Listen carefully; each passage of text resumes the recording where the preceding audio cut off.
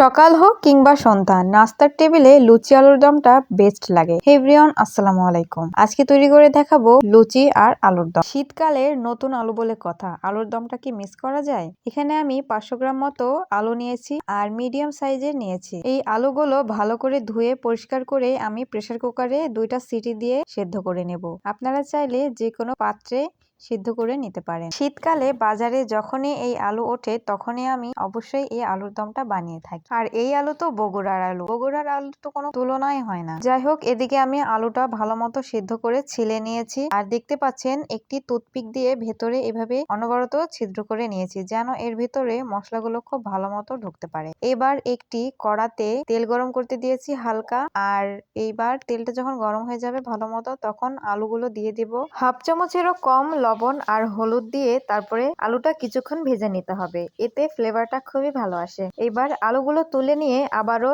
একই কড়াইয়ে দিয়ে দিচ্ছি প্রায় 1/4 কাপ মতো সয়াবিন তেল আর দিয়ে দিচ্ছি হাফ কাপ মতো পেঁয়াজ। পেঁয়াজটা কিছুক্ষণ ভেজে নিয়ে দিয়ে দিলাম 2টা তেজপাতা আর দিয়ে দিচ্ছি একটা টমেটো কুচি। টমেটো যেন একটু নরম হয়ে যায় তাই একটু হলুদ আর হাফ চামচ লবণ দিয়েছি। এবার টমেটোটা কিছুক্ষণ ভেজে নিয়েছি। ভেজে নেওয়ার পরে দিয়ে দিচ্ছি 2 টেবিল চামচ আদা রসুন আর জিরা বাটা। একটুখানি পানি দিয়ে দিচ্ছি যেন মশলাটা কোনোভাবে পুড়ে না যায়। এবার মশলাটা কিছুক্ষণ কষিয়ে নিচ্ছি আর দিয়ে দিচ্ছি কয়েকটা কাঁচামরিচ আর শুকনো মরিচ ভাজা।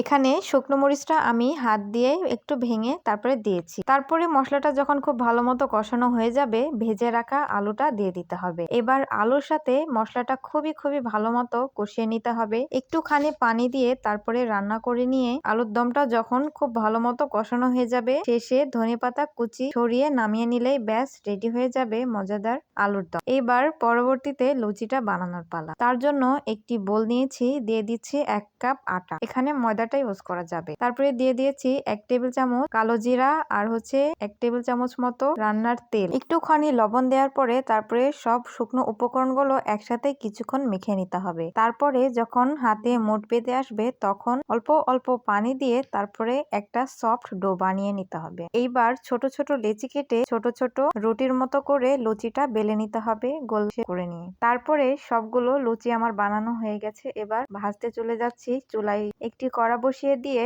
তেল গরম করতে দিয়েছি আর তারপরে তেলটা যখন খুব ভালো মতো গরম হয়ে যাবে, গরম তেলে লুচিটা ছেড়ে দিচ্ছি। একদমই গরম তেলে ছেড়ে দিতে হবে, বেশ ফুলকো ফুলকো হবে। এক পাশ যখন ব্রাউন কালার হয়ে যাবে তখন আরেক পাশ উল্টে দিয়ে ভালো করে ভেজে নিতে হবে যেন পুড়ে না যায়। দেখো কতটা ফুলকো আর লোভনীয় হয়েছে। তারপরে সবগুলো লুচি ভেজে নিয়ে একটা প্লেটে সাজিয়ে নাও আর দেরি না করে বসে পড়ো লুচির প্লেটার। তো সবাই ভালো থেকো, দেখা হবে নেক্সট কোনো ভিডিওতে। আল্লাহ হাফেজ।